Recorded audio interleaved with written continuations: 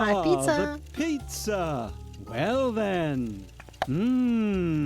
Superb, superb. Great! I wish I were as good on the phone as you. Struggle jug.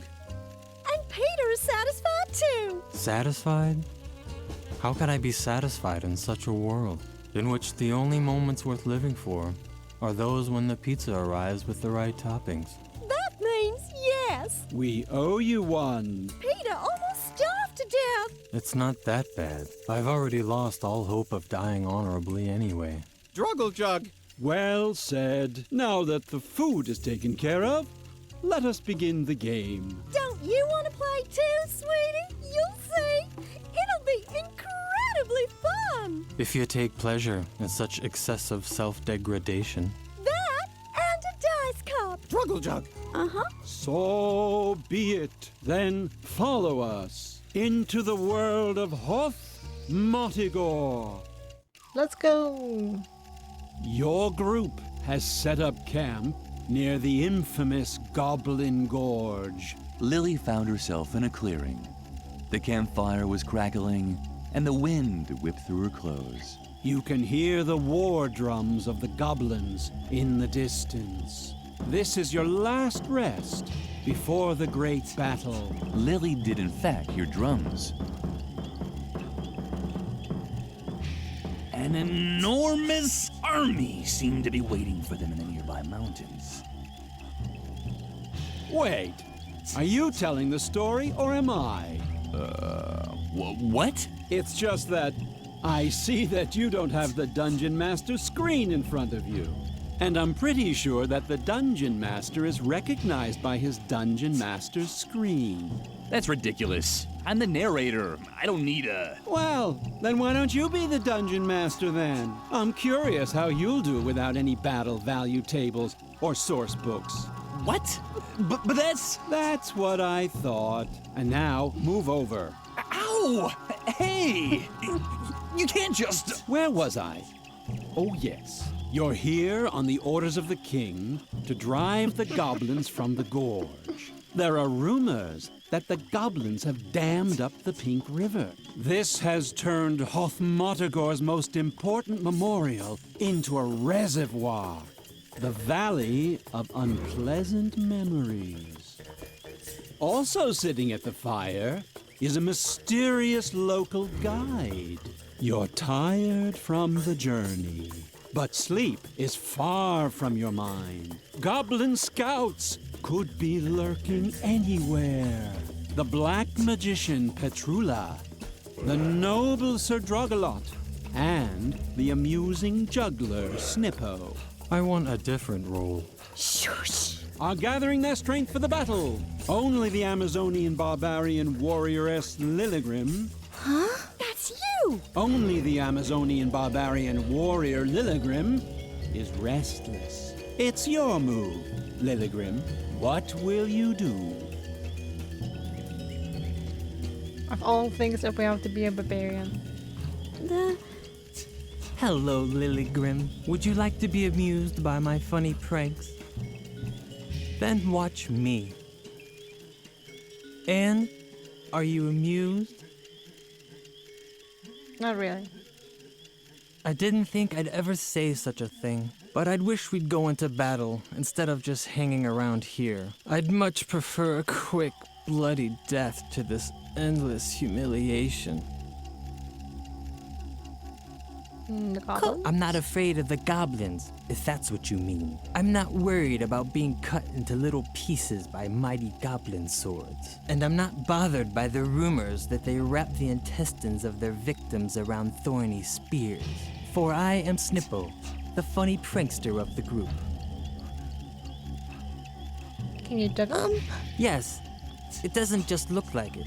I am actually juggling only one ball, and I know how ridiculous that must seem. My character sheet said that I, the comical Snippo, have the marvelous ability to juggle 55 balls at once. But as much as I would have liked to imagine what such a thing would look like, the mysterious traveler thought I should just juggle one ball instead, because it's much more contemplative, and as long as my shame or boredom doesn't cause me to spontaneously combust, then I'll stick to that. If you have a better suggestion, 35 balls, 3 balls, 1 ball, no balls. you think I should try it without any balls? Bravo. You found the only way to increase my boredom even more. On the other hand, if I juggle without a ball, I might be able to take a quick nap. No one seems to object to sleeping around here. We have a ball. Alright, Sir Druggalot. Hello, Lilli Grim. You're still up? You should get some rest. I'll keep guard and make sure the fire doesn't go out. Don't look so grim. Your thirst for action is honorable, but the mysterious traveler is right. Strength lies in tranquility. Lilligrim felt like screaming at the brave Sir Druggalot. She hadn't traveled all the way to Goblin Gorge just to sleep, but something kept her from losing her temper. Fuming, she turned away from her companion. Her eyes fell on the quiet traveler who had listened to the entire conversation. Was that a smile she saw beneath the hood?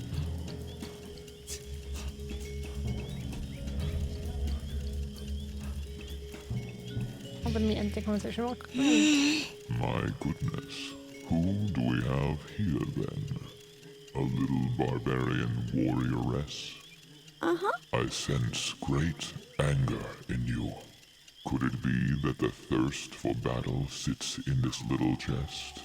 Then let me give you some advice. Swallow it. The most successful battle is the one that doesn't even have to be fought. So be a good little barbarian warrioress and take a nap. Lilligrim could hardly believe her ears. Wasn't this a fantasy role-playing game? What fun was there in imagining aimlessly sitting around a campfire? Lilligrim didn't dream of listening to the soothing advice of the mysterious NPC. If anything, it just made her angrier. Too bad that she had to stop herself from losing control. She would have loved to have screamed this dope's head off. The hooded figure sat silently at the campfire. Strange. I can't remember him being in the adventure. Which sourcebook does he come from? Sir Druggalot looked splendid in his shiny armor. Druggle-jug. Mithril armor? Really? Druggle-jug. Okay then. In his mithril armor. Fancy. Go ahead and lie down. I'll make sure that the fire doesn't go out. You know what? I'll watch the fire for you. Okay, what about the I know what you want to say. You're here to fight, not to sleep, right? Maybe tonight we should. Remain calm and gather our strength. That's what you wanted to say, right? The traveler is right. Acting in haste is never a good idea.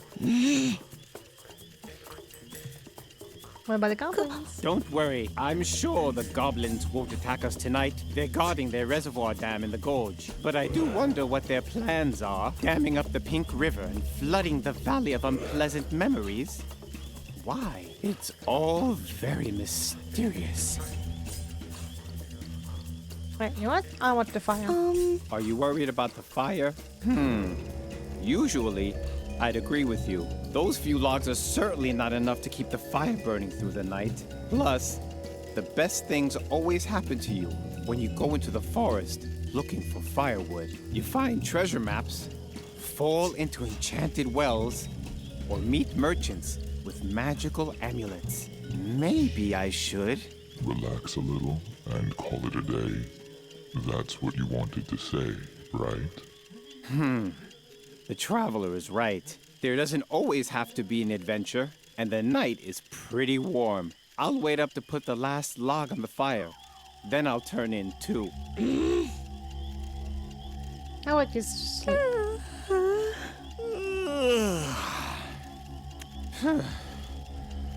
Are you as tired as I am? Yep.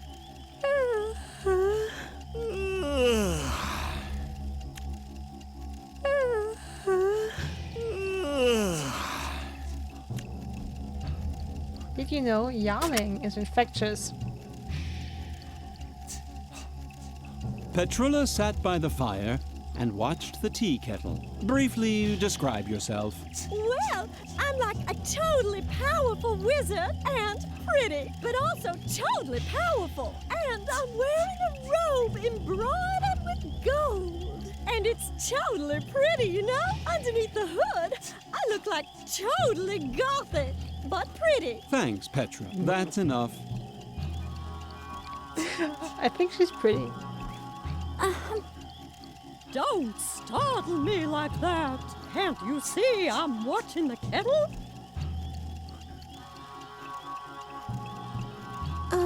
If you're wondering what I'm doing here, I'm brewing a diabolical magic potion, of course. Well, it's actually a calming tea. I really wanted to conjure some coffee demons, but they don't let you get any sleep. And we do need our strength for the battle. Now I have to watch the kettle before it starts to whistle. The traveler has such sensitive ears. I'll watch the kettle. Don't you want to sleep? I wonder why. Because I'm really exhausted. Oh, if you're staying up anyway, do you think you could watch the kettle? Sure. Oh, great. Then I can finally get some sleep. As you know, we need our strength for the Battle. Perfect. Now the entire party is asleep. We can take the ball and mess with the cattle.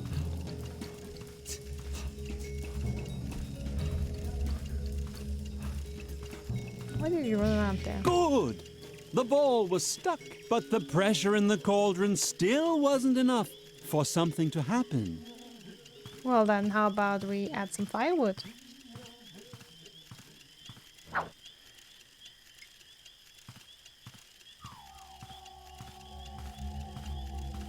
You try putting the logs on the fire. Roll for sneak and hide so Sadragalot doesn't wake up. Done! The logs were in the fire. But child, what are you doing? This noise can't possibly be good for the group harmony. Without wanting to rush you, maybe now is the time for controlled, well-considered action. Nope. If you proceed with the required calm, I'm sure you'll be able to defuse the situation before there's a disaster. I really must insist. You stop making that sound. Can't you see that you're threatening to destroy the idyllic calm?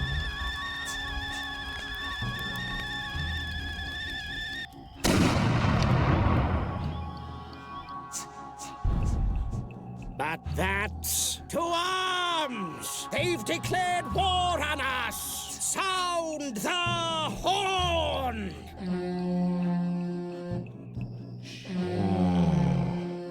That sound. I have to keep calm. No. Enough. I can't take it anymore.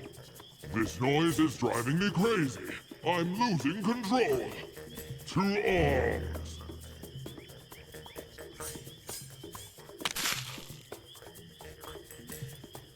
Finally, the fun part of the role-playing game began. The group stormed the battlefield with no restraint. They were led by Lilli, who furiously swung her berserker sword in circles. And as the dice rolled in the institution, so did the heads of goblins in Hoth Modagor. It seems it is a good idea to occasionally vent your rage. It was a short battle. The goblins were powerless against the fury unleashed by the group. The plans of the Goblin King were thwarted. Lilligrim found the defeated monarch cowering beneath one of the support beams of the dam. Lilli. Poor, foolish Lilli. That was a terrible mistake. Lilligrim was still wondering what he meant when she heard an ominous crack above her.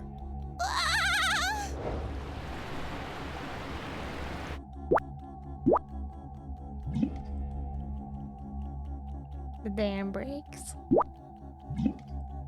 And with the When the water's pink gone, floods had subsided, our heroes were faced with an incredible sight. The Valley of Unpleasant Memories. Will you look at that? I have to admit, I'm really blown away.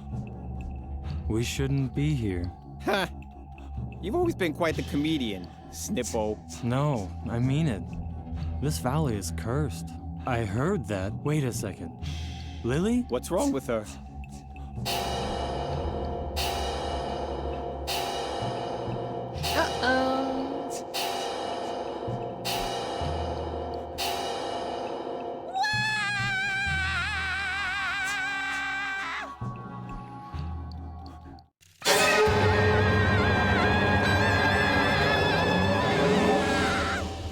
Do we get XPs now? Lilli had seen the the truth. truth. I'm sure you can imagine how she felt at that moment. You can't? Oh well. Who knows what really goes on in the mind of a little girl? Do you feel all right, little girl? Little girl? Hello? Are you okay? I was worried, you know? Brr. Am I crazy, or did it just get colder in here? So now we had to face the truth of our actions. No censorship gnomes anymore.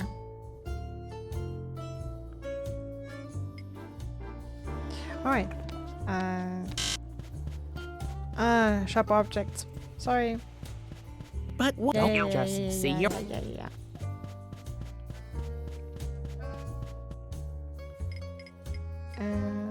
Shop objects. Lilli decided to pick the lock using her sewing needle. And yet again, Lilli... What? Lilli just... Okay, but we keep the needle in.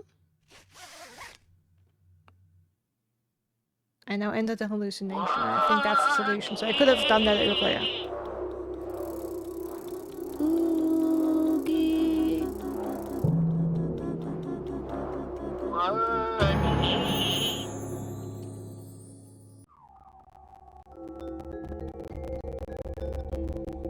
Or not?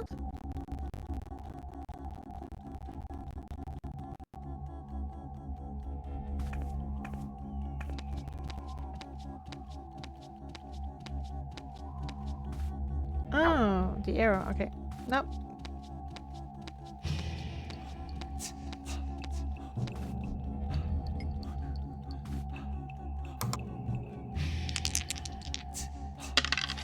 What a shame. Lilli just didn't have the skills. Lilli was always happy when something was left over, but usually it was only... What? Lilli...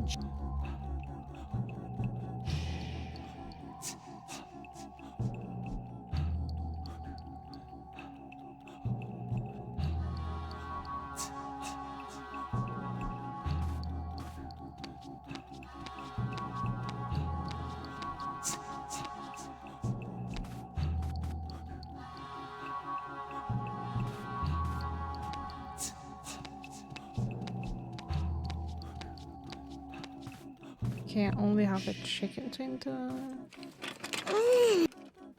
The door...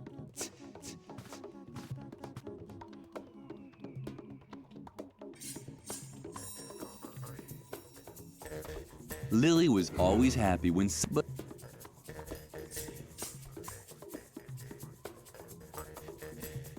thing is, I also can't remove the arrow from the lock, so it is the right thing. Just how do you... What Lilli Just didn't have the skill. Oh wait, wait. The skill.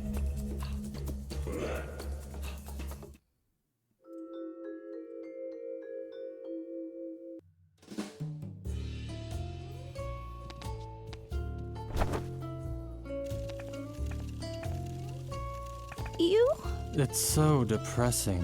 I'm supposed to award experience points to improve a talent. Expressive dance, making music, lockpicking. I don't actually want to be able to do any of those things. Isn't there a talent such as accepting one's fate? Or assigning experience points without experiencing an existential crisis? Peter's dithering made Lilli furious. Couldn't the notorious whiner make even the most basic decisions? Lilli would have liked to smack him across the face, but something held her back. Restrictions. Let's get angry and smack him. Oh. That was a hard smack. You're right. I'll just increase pick locks, and that's it. Awesome. Can I get a character sheet? There. Why don't you just hold on to the character sheet? I don't want anything to do with it anymore. Thank you. Now I have the picking skill.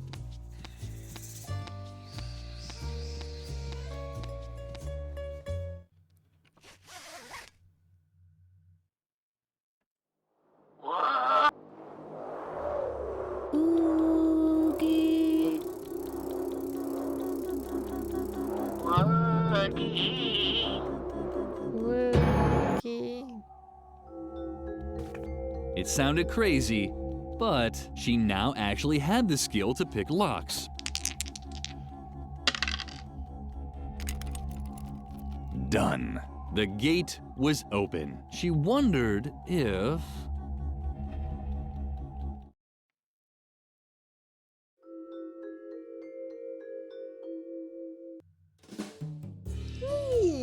It was true. She'd opened the real gate during her trance. The path to the asylum's tower was now free. Somewhere in the dark uncertainty, there she would find her friend. Without really thinking about it, Lilli took the stuffed rabbit with her. If she was going to enter Dr. Marcel's realm, she didn't want to do it alone, like she usually did. Alright, What an ugly boy. Why someone would put up a picture like that baffled Lilli. Edna's cell. Lilli was certain this had to be the cell that Edna was being held in. The door was firmly locked. Of course.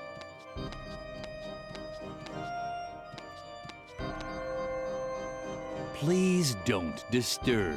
Well, Lilli was an expert at that. She could stand on the sidelines for hours without anyone noticing her. This had to be Dr. Marcel's office. Lilli thought she heard faint, raspy breathing behind the door. The door was firmly locked. Another locked door. Wait. Okay, to the storeroom then.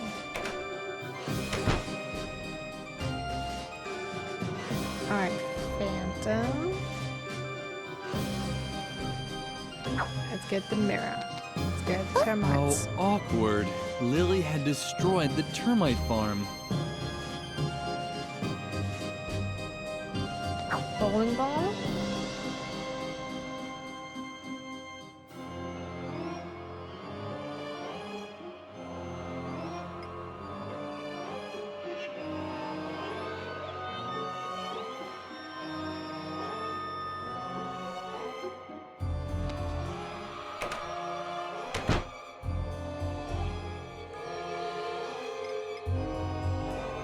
Let's hang the mirror there. Lilli understood the principle of locks and keys, even if it sometimes appeared otherwise. Something was hanging there. Alright, awesome.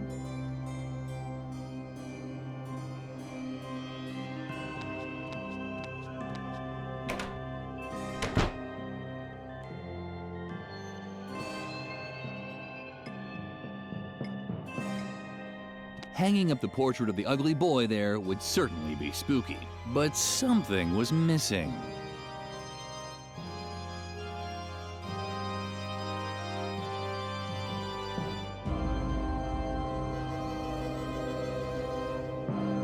The Phantom looked depressed, but Lilli noticed something else. A key ring. Was that the key to Edna's cell?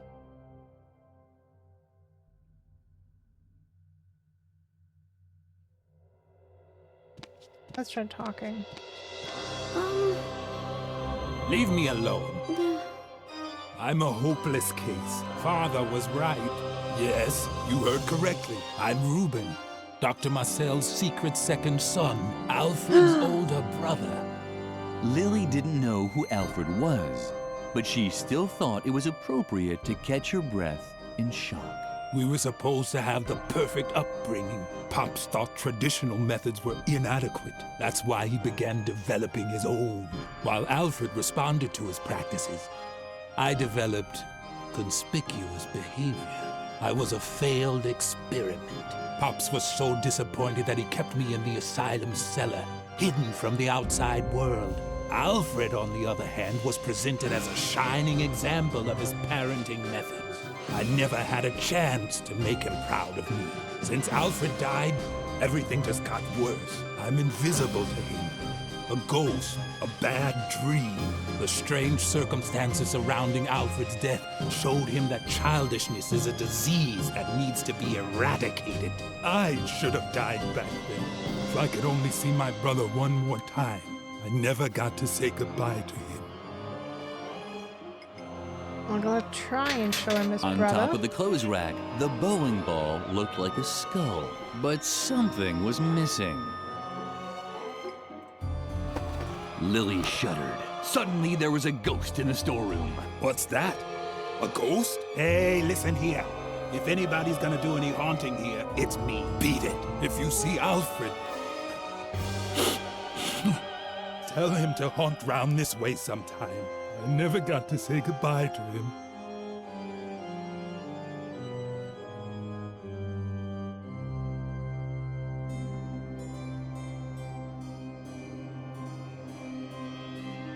Oh, the lunchbox. Somebody had left their lunchbox. That would never happen to Lilli. She didn't have a lunchbox.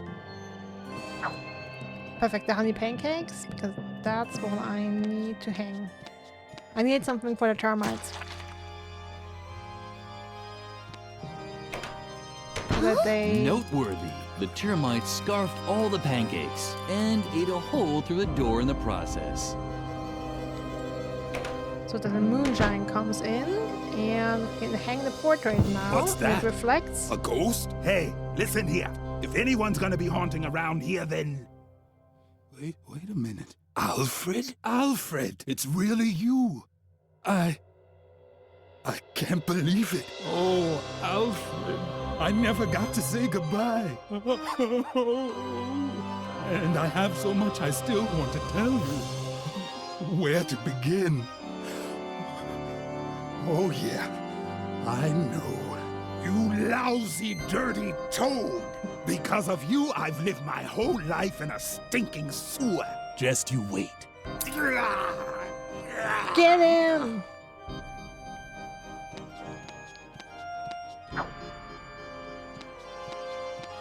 Oh, at least we're helping someone.